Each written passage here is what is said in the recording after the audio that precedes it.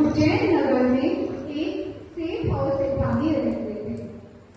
वह दोनों बहुत ही धर्मनिष्ठ थे और धनवान भी थे। एक बार उज्जैन नगर में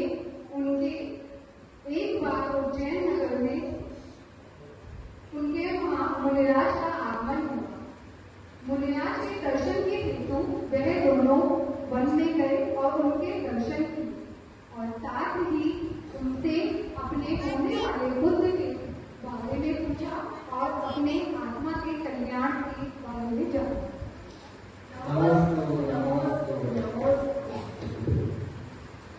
हे गुरुदेव, कृपया कर आप मुझे मेरे और मेरे परिवार के भविष्य के बारे में बता सकते हैं कि क्या हम हमारा आत्मा कल्याण कर पाएंगे? हे भव्य आत्मा, जिस दिन तुम अपने होने वाले पुत्र का मुख प्रथम बार देखोगे, उसी दिन तुम्हें वैराग्य प्राप्त कर सके और जिस दिन तुम्हारा पुत्र भी किसी लवण मुनि के प्रथम दर्शन करेगा, वह भी उससे मुनि दीक्षा धारण करेगा। यह बात सुन सेठ तो बहुत आनंदित हुए, पर सेठानी चिंता में पड़ गई। कुछ समय पश्चात उन्हें एक बहुत सुंदर पुत्र रत्न की प्राप्ति होती है।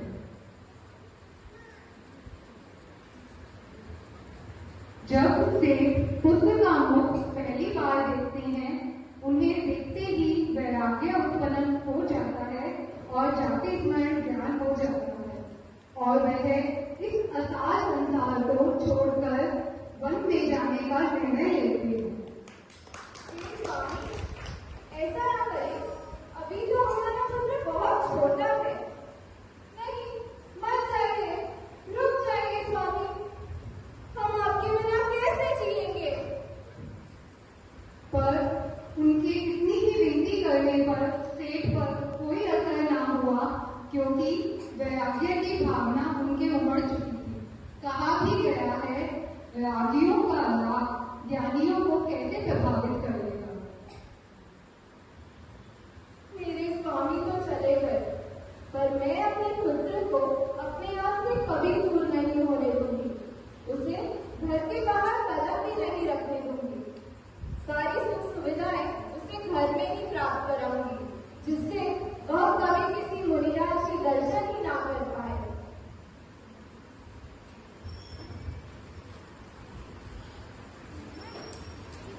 ओहो, कैसा है यह मोह, व्यक्ति को धर्म से ही विमुख कर देता है।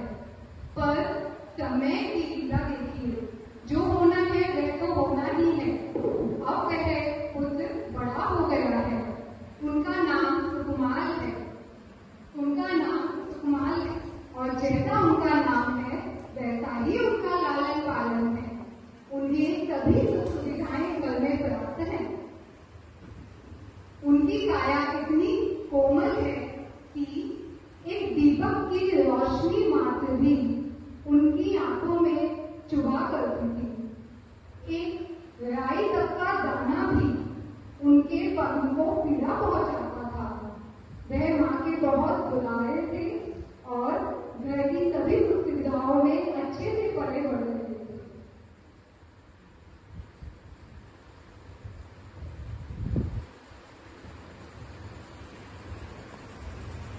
एक समय उनके नगर में मुनिराज गणराचार्य का चतुर्मास हुआ। उस चतुर्मास के दौरान उनको अंतिम दिवस पर यह ज्ञात हुआ कि सुकुमार मुनि की तो बस सिर्फ 3 दिवस की आयु शेष है। तो इसी चीज के लिए वह उनके घर के नजदीक जाकर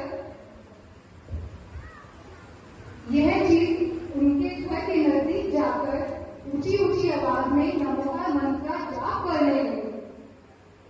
नमो अरिहंताय, नमो सिद्धाय, नमो आर्याय, नमो वज्राय, नमो रोहितवताय, नमो अरिहंताय,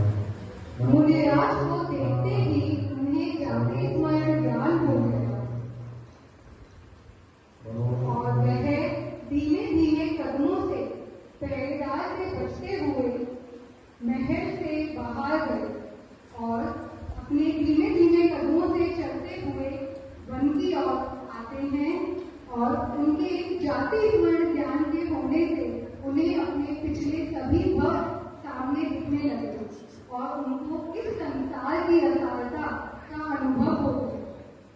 वह वन में काटे भरे वन में उस सुकुमार काया के सुकुमार मुनि काटे भरे वन में चलते हुए आते हैं और मुनिराज के समक्ष आकर बैठ जाते हैं।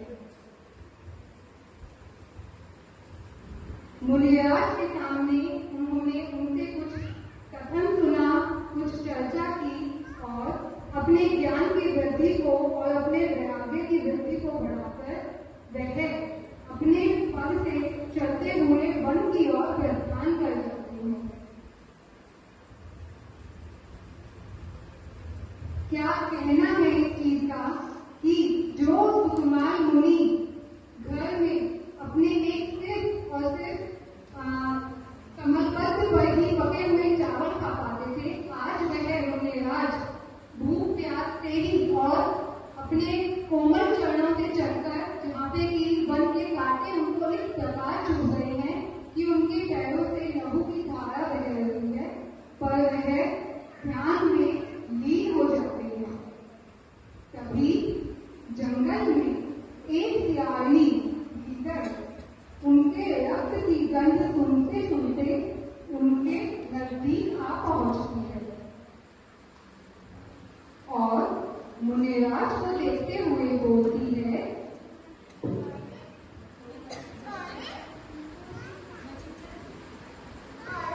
ये तो पिछले बौका मेरा टीचर था, उसने मुझे रात मारी थी। आज तो मैं बदला लेके आऊंगी। अरे यह तो इनके पिछले भक्त का देवर है जिसका वो आज बदला लेंगी और वह उस बदले की आग में आज उनका भक्षण शुरू करती है और 3 दिन तक अपने नाखूनों से उनको नोचती रहती है,